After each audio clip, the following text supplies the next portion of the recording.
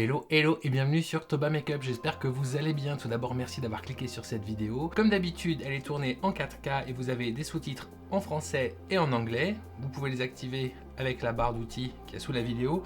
Et aujourd'hui, on se retrouve pour tester des palettes qui viennent de sortir. Ce sont des palettes qui sortent chez Glamlight et en fait, ce sont les palettes Nightmare on Elm Street. Pour ceux qui ne savent pas, A Nightmare on Elm Street, c'est le titre du premier Freddy. Donc ce film d'horreur qui met en scène Freddy Krueger, le maître des rêves, celui qui vient vous faire des cauchemars.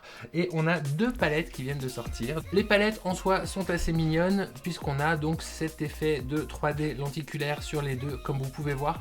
C'est plutôt mignon, alors ça fait la blague, c'est pas non plus dingo, mais ce sont des jolies palettes. Ici, on est plutôt dans les marrons et dans les verts. On a donc des irisés, des métalliques et des mats.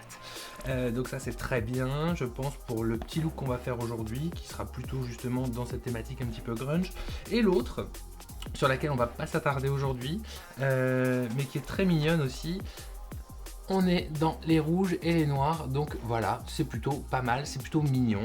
Je trouve que les deux se complètent bien, c'est une jolie thématique. Alors, je sais pas ce qui s'est passé chez Glamlight ces derniers mois, mais depuis le mois de novembre, Halloween, tout ça, il y a eu une patate de palettes de thématiques de films d'horreur. On a eu Freddy, on a eu Jason, Vendredi 13, on a eu Chucky, on a Ghostface aussi. Visiblement, ils sont très inspirés. Moi, je suis parti sur cette collection-là. C'est la seule que je me suis procurée. Alors, j'ai eu la Chucky, mais je ne l'ai pas gardée parce que je les trouve mignonnes et il y a un petit affect avec ces films puisque ce sont des films que j'ai beaucoup aimés. Assez de blabla, on va commencer tout de suite. Donc, je vais procéder absolument comme d'habitude. Pinceau plat, base bidouille.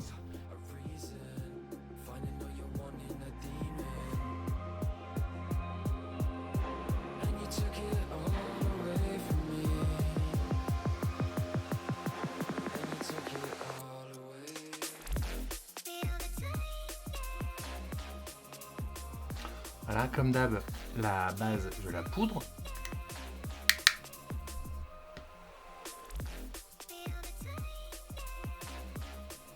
Et alors, je crois que c'est la première fois que je teste la marque Glamlight sur la chaîne. J'en ai déjà des Glamlight, j'en suis content.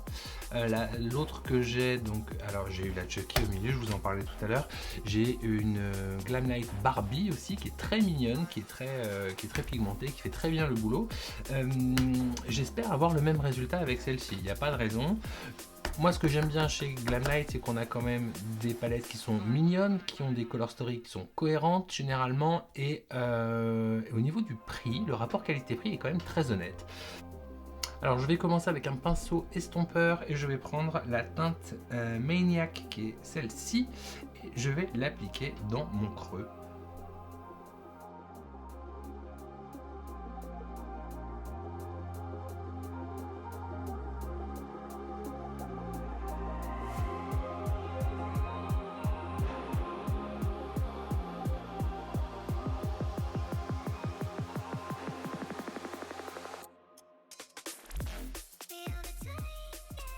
Alors, je ne sais pas du tout où je vais en termes de créa. Je crois qu'on va être quelque part entre le halo et le smoky. Je ne sais pas bien encore. On va voir ça au fil de l'eau. Je continue avec un pinceau estompeur, mais un peu plus dense, avec des poils un petit peu plus courts. Et je vais utiliser la teinte Asylum qui, ici, c'est un vert kaki qui est assez foncé. Et je vais le mettre en périphérie de l'œil, en coin externe et en coin interne.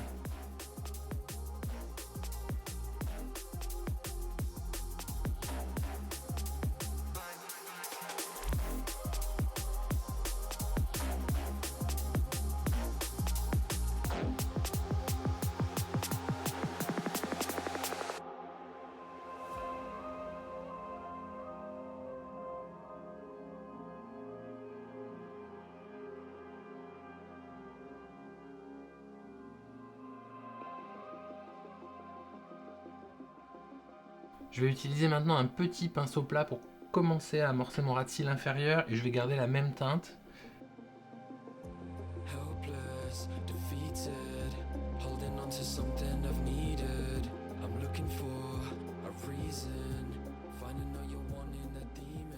Et je vais reprendre le pinceau estompeur à poil court que j'utilisais juste avant. Et en fait, je vais utiliser ce vert plutôt clair à l'échelle de la palette, le Elm Street, et je vais le repasser partout où j'ai mis le kaki.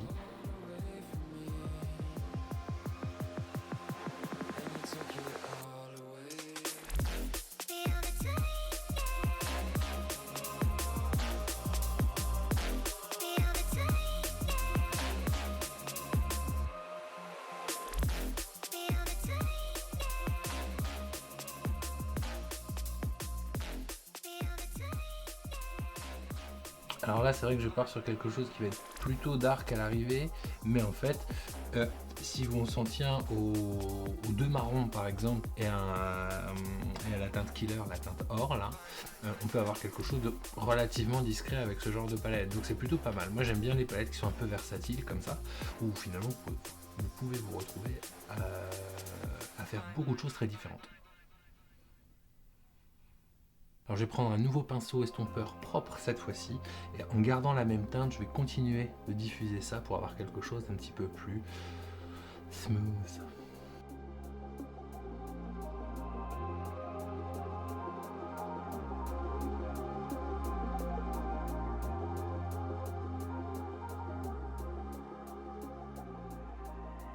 Et très légèrement, on peut étirer la forme un peu sur l'extérieur, ça agrandit le regard et ça permet d'avoir un plus joli dégradé aussi. J'ai envie de réintensifier un peu les coins internes et externes, et je pense que je vais utiliser le noir de la palette, le Burn. Je vais reprendre le pinceau estompeur poil court que j'avais tout à l'heure, poil dense. C'est vraiment histoire d'ajouter un petit quelque chose et puis aussi de tester l'opacité du noir.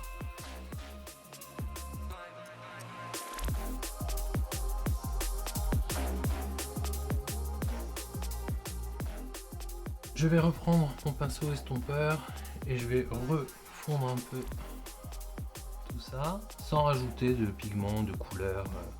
Je travaille avec ce que j'ai déjà sur la paupière, je crois que j'en ai assez. Voilà.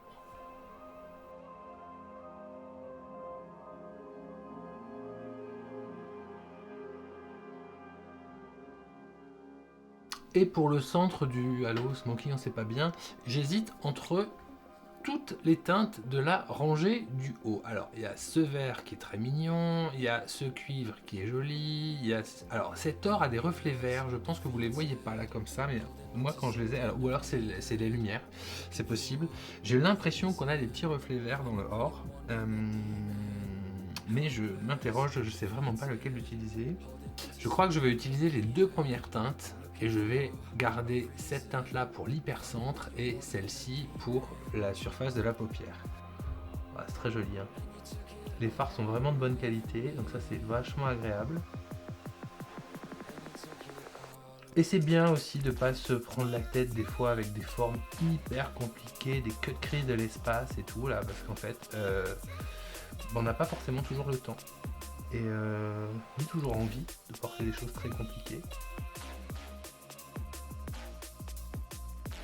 Elles sont pas très vieilles hein, ces palettes, je sais plus quand elles sont sorties exactement, et quand je les ai vues je me suis dit et en fait je suis hyper content de les avoir achetées parce que j'aime bien les résultats et ce qu'elle permet en termes de phare et de possibilités. C'est un peu la bonne surprise quand même ces palettes. Et comme je disais donc pour l'hypercentre, je vais utiliser la teinte Killer qui est la teinte or qui est à côté. On va voir ce que ça donne.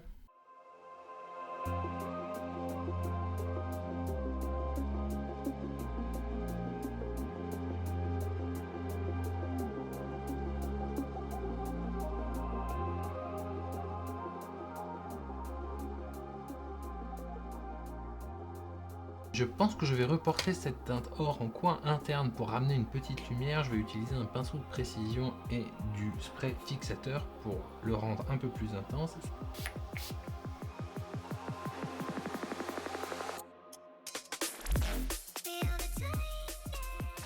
Non, c'est des jolis fards et on a vraiment une belle qualité, donc c'est très appréciable.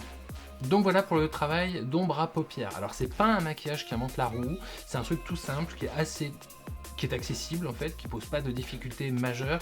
Je vais terminer avec 2-3 petites touches finales hors caméra, mascara, huile à lèvres, et puis je vous montre tout ça dans 2 secondes et je vous donne mon avis sur cette collection Freddy Krueger chez Glamlight.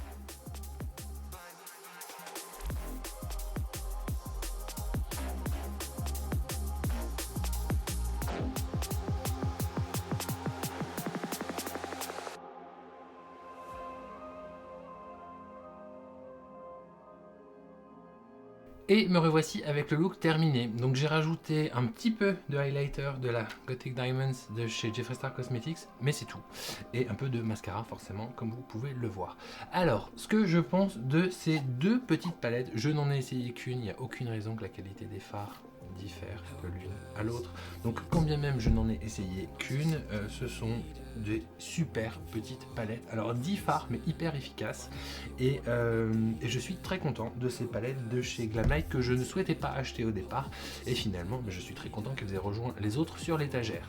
Le maquillage à proprement parler, je vous le disais, il invente pas la roue, mais en fait c'est vrai que de temps en temps, c'est cool aussi de faire des trucs un petit peu passe-partout et rapides. On n'a pas forcément tous 1h30, tous et toutes 1h30 devant nous le matin pour faire des trucs complètement dingues. En même temps, vous n'avez pas forcément envie d'aller au Super U chercher votre baguette maquillée comme Chimera. En attendant, voilà, cette vidéo est maintenant terminée. C'est tout ce que j'ai pour aujourd'hui. N'hésitez pas à liker, à commenter, à partager si cette vidéo vous a plu. Vous pouvez également me retrouver sur Threads ou sur Instagram. Et on se dit à la prochaine pour une nouvelle vidéo. Salut les gars!